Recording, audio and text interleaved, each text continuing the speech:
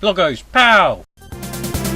Right, let's go train spotting on the Commodore 64 in 1985. So here's Super Locomotive, made by Sega in 1982. This is the basis of what I want to be talking about today, so let's get stuck in. So you control a train on a train track. The screen's split into two. You really want to be watching the top screen, because that's where all the action happens. The bottom screen appears to be completely redundant, but hey ho. Pass through these checkpoints while they're blue. You've got a shield thing which uses energy. You gain energy back by collecting these oil icons. The other fire button fires out these puffs of smoke or whatever they are that come out the funnel, and they destroy the other trains that are coming up behind you. You can also put your shield, slam on your brakes, and sort them out that way. Here comes a Zeppelin, and they'll try and drop bombs on you, and so will the planes. So it's best to have that shield handy for that.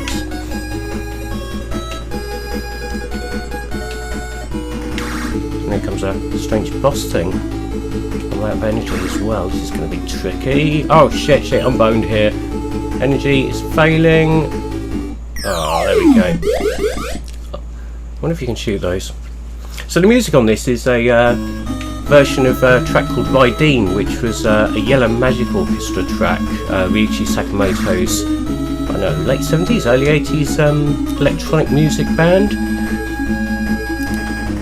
So it's I doubt if it's licensed, to be honest.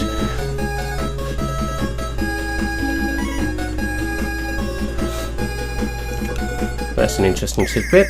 So yeah, the Super Locomotive. Now allegedly there were very few boards of this produced. Rumour has it, Wikipedia's to be believed, around about 30 boards, and most of them made it to Europe. So it's a bit of a miracle this is even on main. But that brings me on to what we're talking about today. So let's get across to that.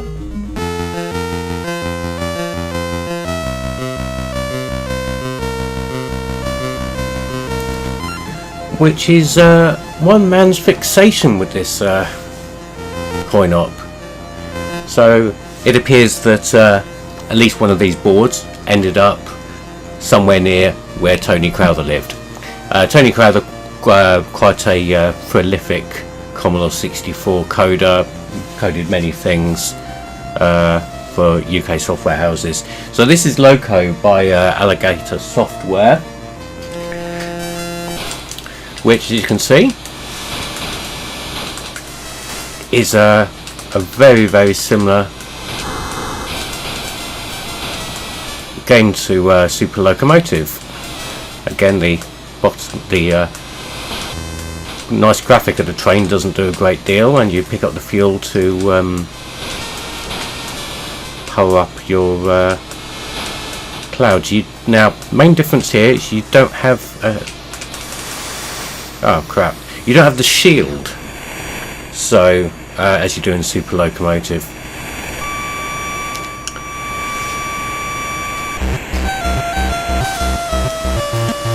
So it's you don't have that forward like facing sort of defence.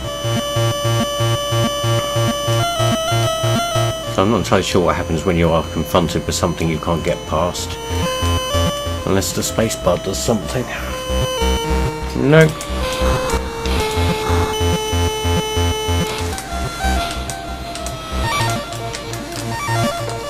Oh, I see. You've got a way of firing forward in a limited way. So yeah, okay, so you know, not unusual. This sort of thing happens. You do get on the Commodore 64 unofficial versions of games.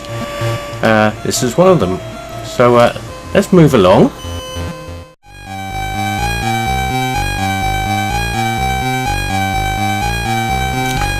So strangely enough, this is also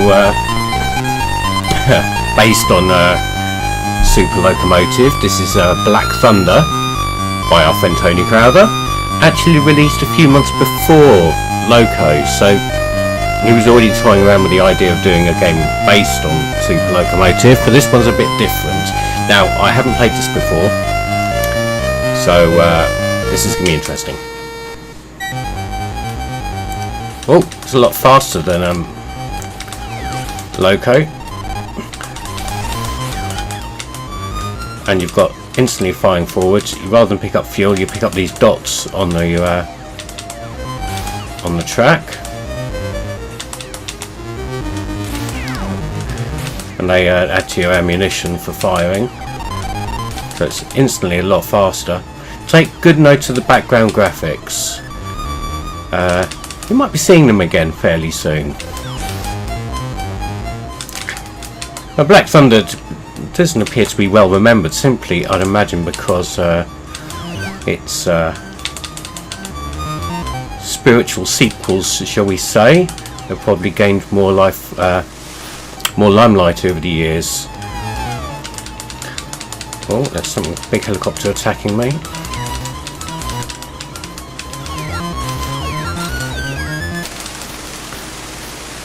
So yeah, Black Thunder was released by Quicksilver Software, as I say, at the beginning of 1985, rather than Loco in the middle. So we're going to move along to another game now.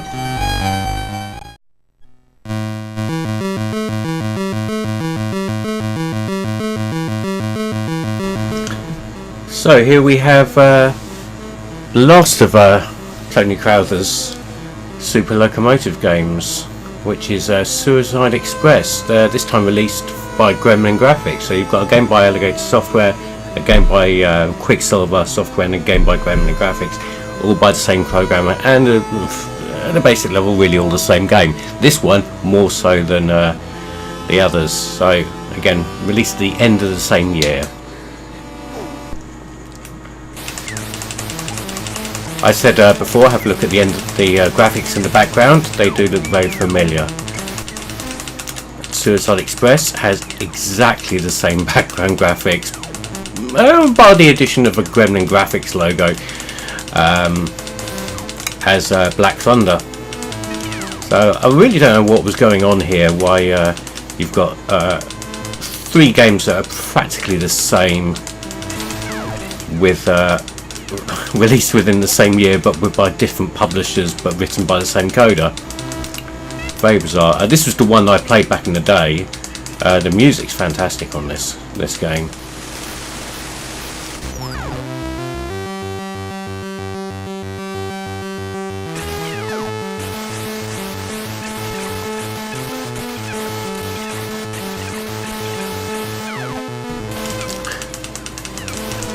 If anybody knows the reason why all these games were so similar and released as so close together, pop it in the comments. I'd really be interested to know. It's an unusual occurrence.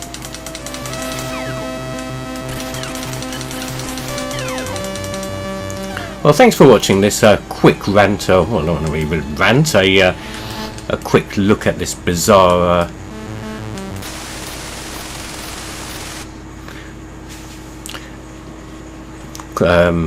trio of Commodore 64 games based on a really obscure coin-op.